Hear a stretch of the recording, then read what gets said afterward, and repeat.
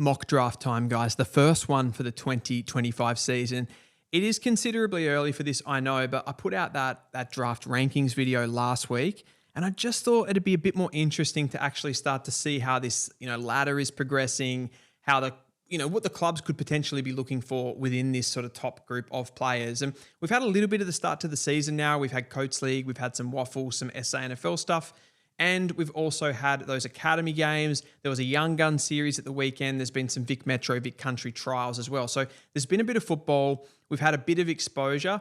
I'm definitely going to be on that slightly more Victorian base just because I've seen these guys in the flesh. But this is how I'm starting to build the picture this early in the season. And if we kind of put that in together with the fact that some of these clubs are going to be looking for specific types of players at the top end of the draft, I think we can start to put a bit of a marker down. So this is the April mock draft. It's definitely too early to be doing it, so you don't have to get in the comments and tell me that. I understand that, but it's a little bit of fun as well. So currently West Coast are holding that coveted number one pick, and I think at this stage they would have to go with the big 200 centimetre ruckman, Cooper Duff Tytler. He has been outstanding to start this season for both the Calder Cannons and that academy team. He's probably one of the most physically imposing rucks that I've seen. He uses his athleticism to dominate other bodies. He did in that academy game at times at the weekend. He played predominantly forward, but he was able to go into the ruck and really insert himself. He's a big physical competitive presence in there, and he just sort of bullies other ruckmen. He follows up, he gets the ground ball. At times he steams out of that centre stoppage and he's able to kick goals as well, and he just knocks people over.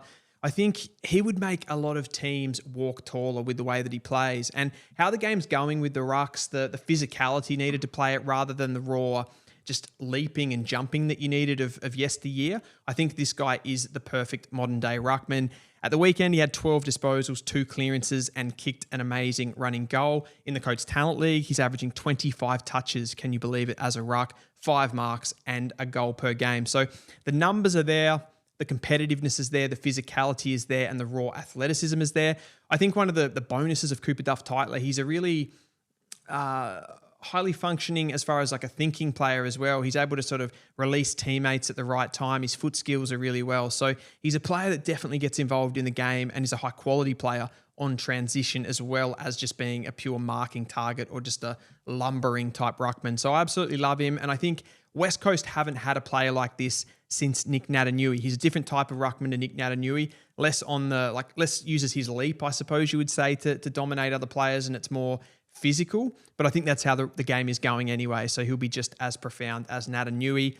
You've then got Richmond, who hold pick 2 at the moment, so they're going to have back-to-back picks here, currently as it stands, holding North Melbourne's future first from last season as well. So at number 2, I still think they're going to go for the high upside pick here, and I think they're going to go for Willem Dersma, the 191 centimetre utility / midfielder. I think potentially down the line he could be playing anywhere on the field, but he has kind of drifted between halfback flank, a key position forward, a little bit of midfield this season. I was a bit disappointed in the academy games that he didn't get to show his stuff on the inside, as far as being an inside midfielder in that game against the bigger bodies of the VFL. But he has shown that in round 1 for Gippsland that he can do that, and he's pretty nifty on the inside as well. But we've sort of seen, I feel, for Dersma, we've seen everything on the outside. We kind of saw that in his bottom age year. He's so athletic. He's such a good runner. He's good on the ball on the outside, but we just want to see a little bit more of that inside stuff. But how everything's tracking, I think Richmond are going to be picking him with one of these top 2 picks at least, and then they'll probably pick a more standard sort of midfielder, if you like, with the other one. So this next pick, I think they're going to potentially have a bid here, make the Gold Coast Suns pay up for their academy haul that they're going to be bringing in. So I think they might go for Zeke Euland with pick 3 here, 197 centimetre, sort of unusual player really, Zeke Euland, 179 centimetres, so he's very small. He's sort of a utility though, plays across halfback, can play as a small forward, can play in the midfield as well. I think recruiters really like this guy because of his competitiveness and his physicality first and foremost, but he's really good, really highly skilled with his inside handballing, his outside kicking, so he sort of doesn't really have any holes in his game. He's got a lot of penetration, he kicks goals. There's not really anything not to like other than maybe his size, and that could potentially mean that he gets a little bit later on. But I think that clubs this season, given the haul of the Gold Coast Suns, they'll want to make them pay up for this one. Richmond will bid here, and then I've got Richmond taking with their second pick 4 overall now because of the bid. They will take the mercurial Sam Grill, who I just think he's had an outstanding season to date so far, playing with the Oakley Chargers. Now, what happens sometimes with these Vic Metro teams is a player like Sam Grill, in his bottom age year, he's not able to really assert himself on the team because they've got players like Jagger Smith, like Finn O'Sullivan, Noah Uze was in there. So he's got to play a more auxiliary position in his bottom age year. That means he's a little under the radar coming into the top age year, but he's gone into the midfield for Oakley. He's been absolutely outstanding. His speed, his composure, his agility to be able to get in and out of traffic. He's showing guys the ball. Like, he's taking the piss a little bit at Coach Talent League level at the moment. Mid-25 disposals, but every single one of those disposals is profound, really, the way that he opens up the corridor with his kicking, or he just releases a teammate with his hands in close. He can sort of get those little over-the-head ones as well. And sometimes he just does it with his raw speed and agility just to get out of it and then open the game up as well. And he's been able to push forward, hit the scoreboard. He's got pretty good penetration by foot as well, and he hits those short targets. So he's pretty much looking and shaping to be the complete midfielder for me.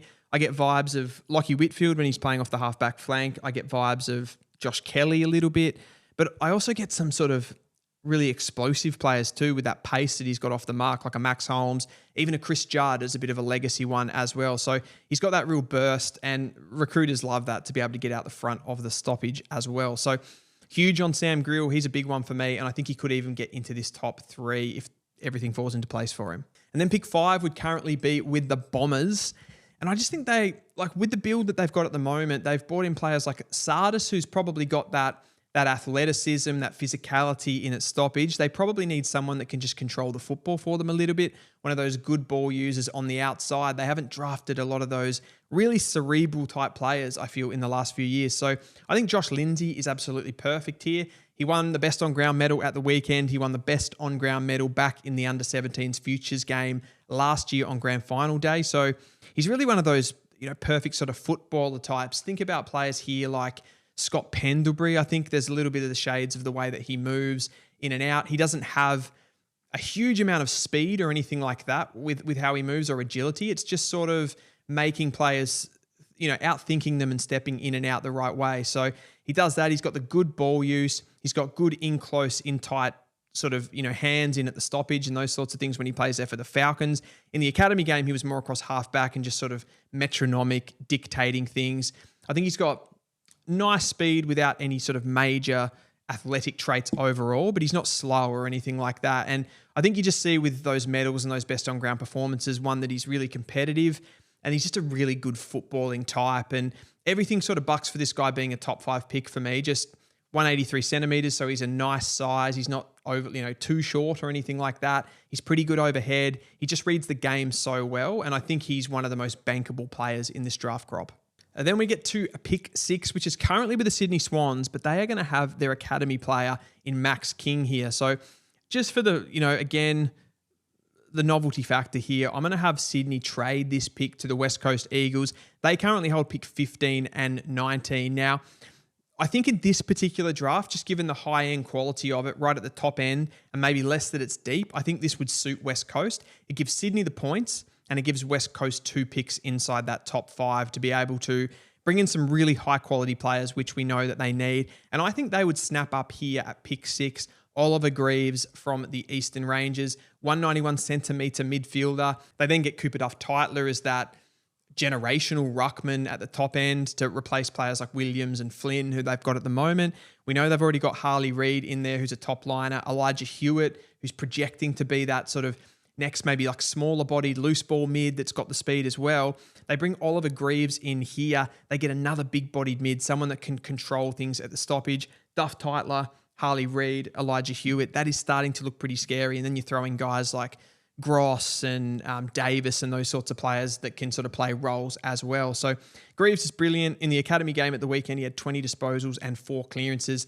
He's very similar to someone like a Josh Smiley. So I think this sort of range that he's sitting somewhere between 5 and 10 really suits. Outside of the contest, he's a pretty good user of the ball, particularly in this crop for the big-bodied midfielders.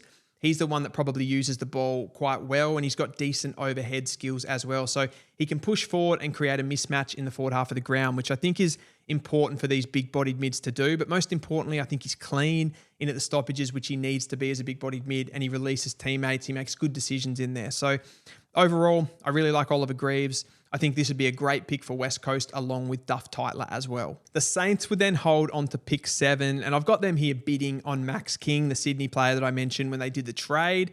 Max King's a freak. He's got a running vertical left jump of 98 centimeters, which was second in the preseason combine. A running vertical right jump, 94 centimeters, which was third in the entire national competition, I believe. 20-meter sprint, 2.84, which is absolutely rapid. That was 4th overall. So he's got pace. He's got the aerial ability. He plays a little bit like Isaac Heaney. I haven't seen a lot of his exposed form, and he wasn't in the academy team, so we didn't get to see him there. But I think this guy could be anything, and I've got a close eye on him. I know that's high to have him just on sort of athletic ability and a couple of times that I've seen him play, but I do think he's a good footballer, and he's one that's going to creep up into this top 10, top 5 areas. So Saints bid there. Then at number 8, I've got the Saints. They slip back one pick given the bid to Max King. And then I've got them taking Rory Wright from the Sandringham Dragons here at pick 8. So Rory Wright's probably impressed me more than any other player. I didn't know anything about him from the bottom age year coming into this season. He's been incredible, and I think he's one of the most well-rounded midfielders in this draft crop. As I said, 183 centimeters, but he appears to me to play a lot taller than that. Now, whether he is more than 183 centimeters, I think he could be around 185. He's a very combative player on the inside, but he just consistently makes good decisions, whether by foot or in close by hand. I think he's got that sort of 360-degree sort of spatial awareness where he's able to release teammates into space. He's very clean. He knows when to just take the ball to ground and get a secondary stoppage. He can also burst out. He's got a nice little step on him, which then opens up that left foot kick that he has, and that is piercing. It's penetrative. It's everything that you want from the modern midfielder. And I mentioned the height thing. I think he's better overhead than his 183 centimeters would suggest. He doesn't look particularly athletic. Like, he's not super quick. He doesn't seem to have a good jump, but he's just so strong in the marking contest. So you can kick it to him one out. He'll just win the ball. He just beats every opponent that comes to him. And I think there's something in that to show that he's a really competitive player. He's a match-aware player. He's a very, match-specific player. You read him on paper, it doesn't necessarily look particularly good, but he just has everything there. He's already won Sandringham Dragons a game this season off his own boot, and he's been super consistent, around 25 disposals. I love him, and I think the Saints are going to take him here with pick 7. Then at pick 9, we're back to the Bombers. I think they might put a bid in here for the Gold Coast Academy player, Dylan Patterson. That'll be the Gold Coast's second, which will have ramifications later on in this first round of the draft. They won't be able to take their picks. They'll have to use the points up. I haven't got them doing any pick swaps. I didn't really know at this point where to put that. So I've got them accepting the bid, and then Essendon fall back to pick 10, where I think they could take a sneaky South Australian here in Jevon Philippou. Now, he's an interesting one. He's not been super spoken about. He wasn't in the academy team or anything like that, but he has been putting down some pretty good performances low-key in the SANFL for the Woodville West Torrens. I've watched a couple of his games. He's got some high-end attributes. He's not completely prolific at this point. He's averaging around the 20 disposal mark, but he's got really, really high-end speed, really good agility, that awareness to be able to step in and out of traffic when he's playing in the midfield. So to open up the game, that's really important, and then be able to spray those kicks out. He's great off both feet. So he's a dual kicking player. I haven't even been able to tell which is actually his preferred kick. He loves kicking on the right and the left, which again, you think about the field being pinned back in areas. He can sort of get you out of those spaces, get you out of that bubble, which is important. And his overhead ability is incredible. I think he's a bit of a work in progress, and there's probably some things on the inside. Some of his cleanliness and just making a few errors in there with handballs and things like that aren't 100%. But I think when you add in the athleticism, I think he's going to be around this top 10 mark, top 15 maybe. So I think Essendon could pull a Swiftie on us here and go with Jevon Philippou. And again, he's one of those players that can play in multiple positions. I think long-term he will be a midfielder. Like his brother's sort of tracking at the Saints. He's a little bit shorter than him at 183. But just the skills, the athleticism, all of that, it kind of bodes well with the modern midfielder, I think. So I think Essendon could pull a Swiftie on us here with Jevon Philippou. And then at 11, I have got the Hawks bidding on Dan Annable from the Brisbane Lions Academy, yet another academy player in this top end of the draft. He's a 183. Caleb Sarong type midfielder. I won't go into him too much. That then pushes the Hawks back to pick 12. And I think they could go for a key position player here, a bit of a utility in the Western Australian Dan Curtin. Now, Hawks have sort of liked to run that system where they have more sort of hybrid forwards around one big focal point. Marbial Chol has been that player. I think they could bring in here as a project Cody Curtin, who stands at 200 centimeters. He's a big block of a unit. He's very broad, very wide, very strong. He doesn't have, say, the agility and the ability to keep the ball sort of pinned in. He's going to be that player that exposes you in that area of the game. But if you just sit him there and put him in contests, he stands up very, very strongly. He's a little bit Jacob Wiedering-esque. So Jacob Wiedering, obviously a key defender. Cody Curtin's played as a key defender and a key forward. He's kicked a lot of goals in the waffle. I think, part of that is down to his current situation. He's very, very strong. He's kind of beating up on smaller players. But even at the weekend against VFL opposition, where the players are a lot stronger, he stood up a lot there. He didn't really lose any marking contests when he was playing as a key back or as a key forward. He took a big contested mark there in the last quarter as well and kicked a big goal. So really like this one. And I think how the Hawks are structuring up, they're wanting to take some of these more project tools as well, while they've sort of got, a really good team at the moment on the park. So I think he works for the Hawks, and I think he's going to be around this sort of, somewhere between the top 10 and the top 20 at this stage. Again, I want to see that national champs to sort of see how he stacks up against the best forwards in this draft if he's a key defender, and the best backs if he's a key forward. But I really like what I've seen so far. Freo then come in next at pick 13, and we're starting to get a little bit more speculative as we go through this. I mean, let's be honest, they're all a little bit speculative. This is an April mock draft, but the Dockers do have an NGA player in Toby Wan. I haven't quite got him in this bracket yet. I just need to see a little bit more. Again, that national championships will tell a lot, but I've got them taking here, Freo, the local player in Fred Rodriguez. Fred Rodriguez is a sort of solidly built smaller midfielder. He's around 183 centimeters. He does have a good amount of speed and power to his game. You can see him sort of, he likes contact.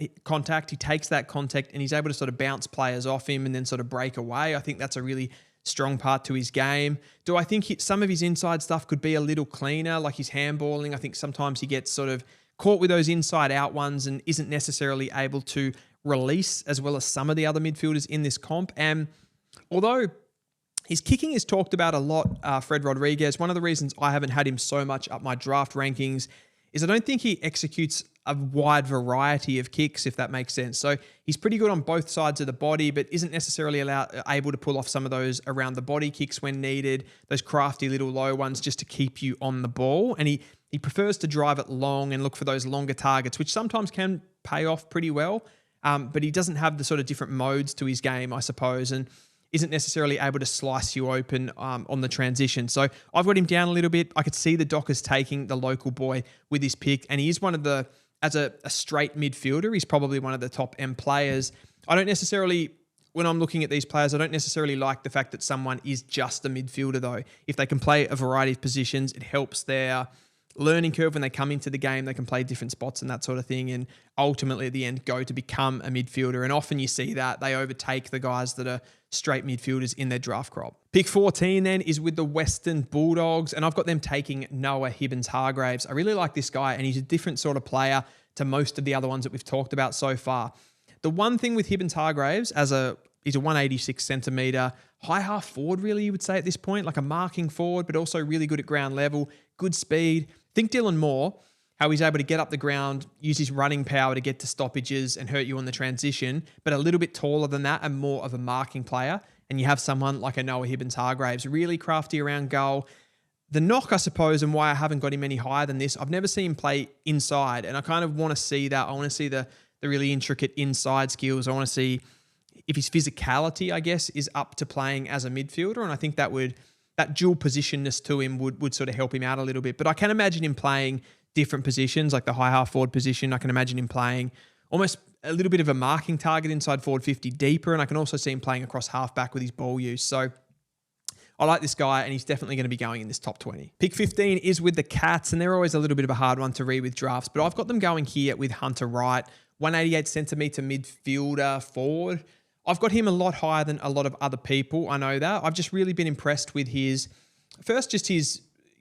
physiology, being 188 centimeters as a midfielder. I think that helps him a lot. He's not necessarily that speed and power type 188 centimeter midfielder. He's not sort of bursting from stoppage, but he's really calm and creative in its stoppages, releasing players. He's got a variety of handballs that he can sort of get it to bring the ball from inside to out, first of all. And then he's a really smart user of the ball on the outside. Like his kicking is beautiful. He's got that nice left foot kick where he sort of often is looking in at the corridor, but he can also just get the ball along that half forward line and just set up targets inside forward 50. He hits the scoreboard as well, and he's a marking target. So one that's got to develop, and I've probably gone, quite early on him as a top end pick, but I think he'll definitely come season's end be pushing top 30, top 20, this sort of area as well. So really like Hunter Wright, and I've got him to the Cats. Pick 16 is with the GWS Giants, and this one I have gone with the upside player here, definitely in Harley Barker from South Australia. Played in the academy games. He was really good at the weekend. He had 17 disposals and 7 marks. 2 clearances as well off a wing. So again, he's one of those players playing in an outside position at the moment. In the SANFL, he's played a little bit more on the inside. So I'd like to see how that sort of develops across this season. And then when he's playing for South Australia, does he get that inside time? I think when he comes into the AFL, he'd definitely start as a winger. He was 10th in the 20-metre sprint, so he runs a 2.8 second 20-metre sprint. So he's absolutely rapid. He's got good endurance as well to run up and down that wing, and he's a good height. I think he's around 187 centimetres is Harley Barker. So good size, good athleticism to be able to take on the modern game. Probably just need to see that inside stuff, but he's definitely a project and one I could see the Giants going for. Then pick 17 is with the Adelaide Crows. I've got the Crows taking the local boy in Dyson Sharp. He had a really good game at the weekend. Had around 25 disposals, 5 clearances for the AFL Academy. He's probably one that's a bit controversial for me, where I've had him a little bit lower than others. I know that he, in 16s and coming into his bottom age year, he was one of the more prodigious talents across this draft crop. I probably just, with him and being that size and that big-bodied midfielder, I'd want him to be just a little bit sort of cleaner with his hands on the inside. I think sometimes he can double take the ball.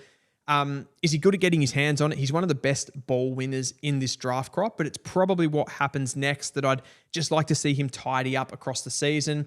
And there's no saying that if he, has a really good national championships and can fix some of that stuff, tidy up the ball use and those sorts of things, that he can get up the draft board. But at this point, I just wouldn't be having him as a top 10 pick with some of those flaws. Then at pick 18, the North Melbourne Kangaroos come into this sort of first round, I suppose, when some of those bids get eaten up and the points go. I've got Archie Ludovic there, the 197 centimetre key position forward. North do need to bring in some key position talent into their lineup. And I think Ludovic as a project player, although he does have some flaws in his game, is just such a high talent that he's got to be around this top 20 mark. I think his aerial ability is really, really strong, although he sometimes does double take the ball. Isn't necessarily as clean as you'd like him to be, but his ground level stuff is brilliant for a player of 197 centimetres. So has attributes at the AFL level that I think North can't ignore here, and I've got them taking Ludovic with pick 18. That leaves a host of players that I've been really impressed with at the beginning of the season that we just need to see a little bit more exposed form, I suppose. I need to watch them a little bit more closely as well. Some of these players I've had less experience actually watching. Xavier Taylor, I've loved the start to the season that he's had for the Eastern Rangers. He's sniffing around. Adensel, I think he's probably stiff given the fact that the Gold Coast have so many academy players. Will they actually be able to get the points to take Adensel will be interesting. Louis Emmett, he had a good game at the weekend and is coming into form. Sam Cumming, Lockie Doverston, Liam Heatherton, Kobe Evans, Lockie Carmichael, Matt Leray, Hussein El Ashkar, Adam Swade, Xavier Bammett, and Noah Chamberlain, all sort of around that mark that would probably round out a top 30 if we did it now. So that is a wrap for my first mock draft of the 2025 season. Don't take this one too seriously, guys. It's very early and there's a lot of things that have to play out across the season, but I thought I'd put this one down for a bit of content. You can watch it and sort of start to get an idea of all of these players, I suppose, build your story for the November draft when it takes place. Let me know what you think and what you think your club should do in this 2025 draft, and we can have a conversation in the comments below. Don't forget to subscribe to the channel and like the video as well, guys, and I'll see you in the next one.